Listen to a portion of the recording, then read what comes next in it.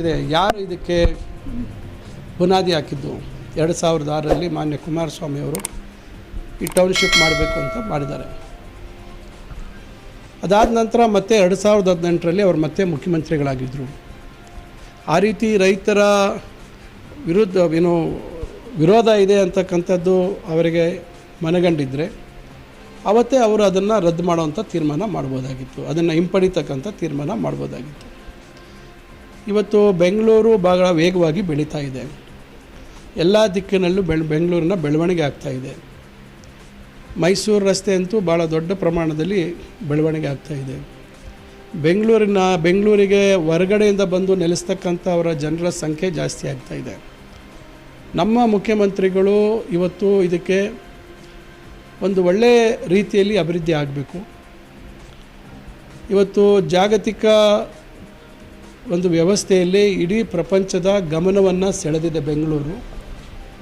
ಒಂದು ಸುಸಜ್ಜಿತವಾಗಿ ಒಂದು ವ್ಯವಸ್ಥಿತವಾದಂಥ ಒಂದು ಟೌನ್ಶಿಪ್ ಆದಾಗ ರೈತರು ಯಾರು ಇವತ್ತು ನಾವು ಪರಿಹಾರದ ಹಣ ನಾವು ಅವಶ್ಯಕತೆ ಇಲ್ಲ, ನಾವು ಪಾಲ್ದಾರರಾಗ್ತೀವಿ ಯೋಜನೆ ಅಂತ ಹೇಳಿದ್ರೆ ಇದು ಬಹುಶಃ ರೈತರಿಗೂ ಕೂಡ ಒಳ್ಳೆಯ ಒಂದು ಅವಕಾಶ. ಅವರು ಹೆಚ್ಚು ಹಣ ಅವರಿಗೆ ಸಿಗುವಂಥದ್ದಿದೆ. ಯಾರಿಗಿಲ್ಲ ನಾವು ಪರಿಹಾರ ತೆಗೆದುಕೊಳ್ತೀವಿ ಅನ್ನೋರಿಗೆ ಪರಿಹಾರ ಕೂಡ ಒಳ್ಳೆಯ ರೀತಿಯಲ್ಲಿ ಕೊಡ್ತಾಯಿದ್ದಾರೆ. ಬೇರೆ ಕಡೆ ಅವರು ಜಮೀನು ತೆಗೆದುಕೊಳ್ತಕ್ಕಂಥದ್ದಕ್ಕೂ ಅವಕಾಶ ಇದೆ. ಸಹಜವಾಗಿ ಯಾವುದೇ ಒಂದು ಈ ರೀತಿಯಾದಂಥ ಯೋಜನೆಗೆ 100ಕ್ಕೆ 100 ಎಲ್ಲರೂ ಸಹಮತ ಕೊಡುವಂಥದ್ದು ನಾವೆಲ್ಲೂ ನೋಡಿಲ್ಲ. ಸಹಜವಾಗಿ ವಿರೋಧ ಇದೆ, ಆದರೆ ನನಗೆ ಎಷ್ಟು ಮಟ್ಟಿಗೆ ವಿರೋಧ ಇದೆ ಅಂತಕ್ಕಂಥದ್ದು ನನಗೆ ಮಾಹಿತಿ ಇಲ್ಲ. ಆದರೆ ಭಾಳಷ್ಟು ಜನ ನಾನು ಮಾಧ್ಯಮಗಳಲ್ಲಿ ನೋಡಿದಂಥ ಸಂದರ್ಭದಲ್ಲಿ ಈಗಾಗಲೇ ರೆಡ್ ಝೋನ್ ಆಗಿದೆ.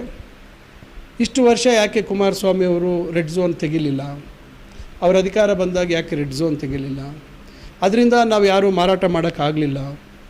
ಎಷ್ಟೋ ಸಂದರ್ಭದಲ್ಲಿ ಕಮ್ಮಿ ಹಣಕ್ಕೆ ನಾವು ಅಗ್ರಿಮೆಂಟ್ ಮಾಡ್ಕೊಳ್ಳೋಂಥ ಪರಿಸ್ಥಿತಿ ಆಗಿದೆ.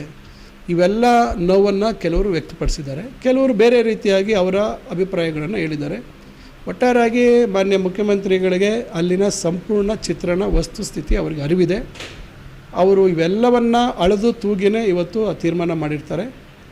ಇದು ಕೇವಲ ರಾಜಕೀಯ ಪ್ರೇರಿತವಾಗಿ ಮಾನ್ಯ ಕುಮಾರಸ್ವಾಮಿ ಅವರು ಅವರ ಹಿಂದಿನ ಹೇಳಿಕೆಗಳನ್ನು ಮರೆತು, ಅವರ ಹಿಂದಿನ ನಿಲುವುಗಳನ್ನು ಮರೆತು ಇವತ್ತು ಏಕಾಏಕಿ ಮಾನ್ಯ ಶಿವಕುಮಾರ್ ಅವರು ಮುಖ್ಯಮಂತ್ರಿ ಆಗಿರ್ತಕ್ಕಂಥದ್ದನ್ನು ಕೂಡ ಅವರಿಗೆ ಸಹಿಸೋಕ್ಕಾಗ್ತಾಯಿಲ್ಲ.